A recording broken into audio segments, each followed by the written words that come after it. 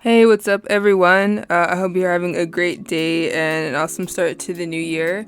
My name is Leslie, and welcome to my channel.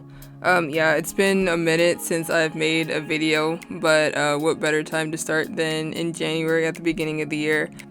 I actually wanted to make this video earlier, but hey, it's still January, so I think it still counts. Anyway, I just wanted to make a goals video just to kind of keep myself on track, organize my thoughts, and then also compare it next year. I think it'd be fun to come back to this and just see what I was able to achieve after doing this. In the background, you'll see a video or a time lapse of me painting something that I did last year. So I hope you stick to the end and see the final result. Now, with all the formalities out of the way, let's get into the first goal. So the first one is not waiting until everything is perfect to do something.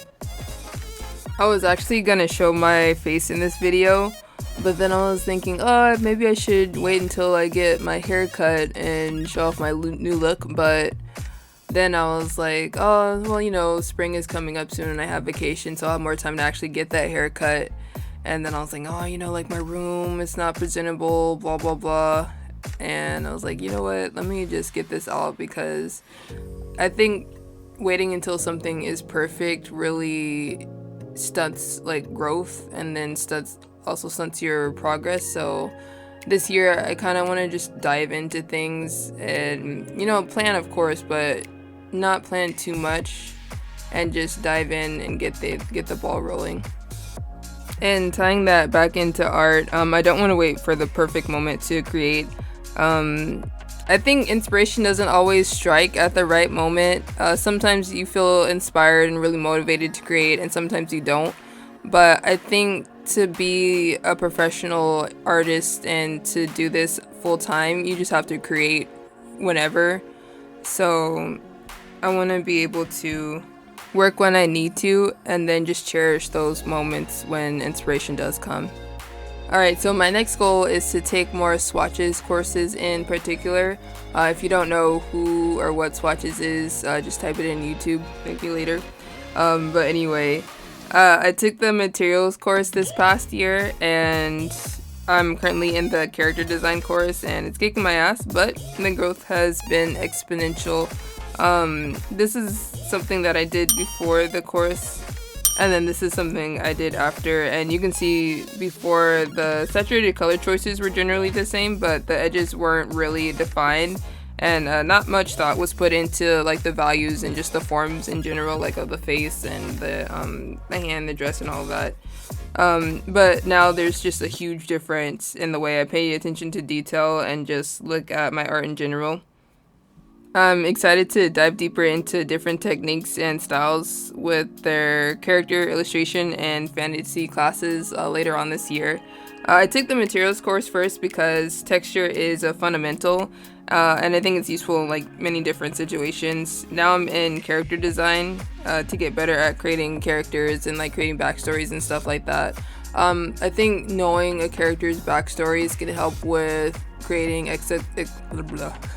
creating accessories, or making a background, and just kind of stuff like that, kind of like world building in general, and then taking those elements from the world and infusing those into different scenes for illustrations.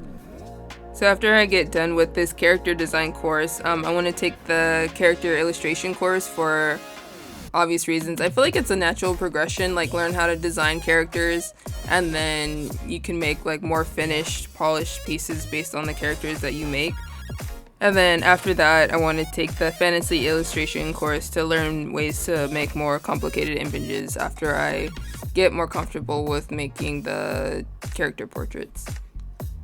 Real talk, it's kind of weird working so hard to make completed images with the intro of competent art generated programs, but I feel like there's strength in knowing how to construct an image with your own decisions.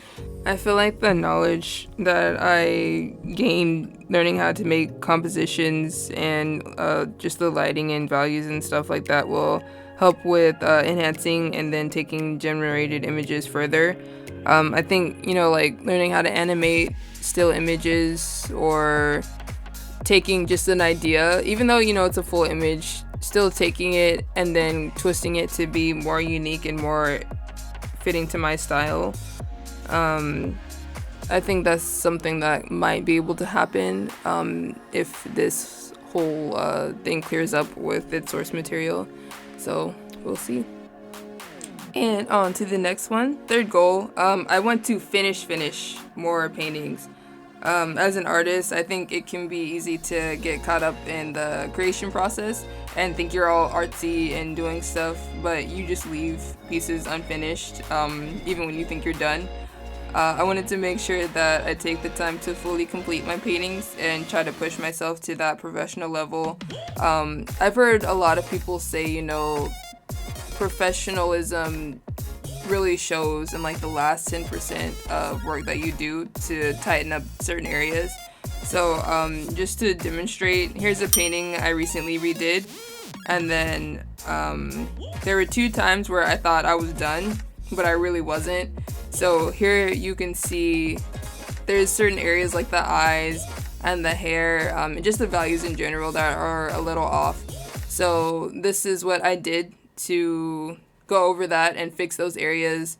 But then I looked at it again and I'm just like, nah, I think I can do a little bit better. So this is the final result, and I'll probably hate it next year, but at least I was able to improve it now. So yeah, I feel like taking that extra time just to do better and tweak certain areas is really important. And finally, my last goal is to just make more paintings. I'm constantly inspired by the artists whose work and paths I follow, and I want to make work to reach that professional level. Whether it's for a new series or just a few paintings here and there, I want to make sure that I'm finding time to create and push my boundaries as an artist. Going back to that need for things to be perfect, I started a circus-inspired series a couple of years ago, but I still haven't finished it because my skills weren't where I wanted them to be.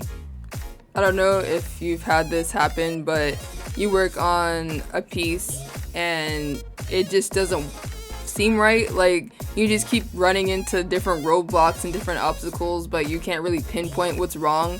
But you want to, keep working on it because you set out to finish it, but you just keep working at it, and it just gets really frustrating and you just stop altogether.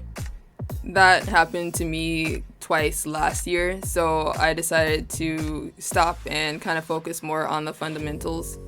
The last illustration I did for the circus series was this one, and I just got stuck. Like, I started to doubt my knowledge and didn't feel like I had the skills to continue. Part of me is glad that I took a break to work on my fundamentals more, but I think I'm at that point where I can make a complete image and not be bogged down by doubt and insecurity. So this year I want to make a lot of finished portraits and illustrations. Speaking of which, I hope you enjoyed this time lapse so far. I'll let it finish playing and then you can see the final result at the end. I have a lot of other things I'll be doing this year, like learning how to integrate 3D, also continuing my sticker shop. So if you want to follow along, please like and subscribe. Also comment what your goals are. Even if it's not art related, I'd love to hear what you've got going on. Also, by the way, did you pick up the new Pokemon game? I ended up choosing Violet and I am completely obsessed. Anyway, thank you for watching, and I can't wait to share my progress with you throughout the year. Bye!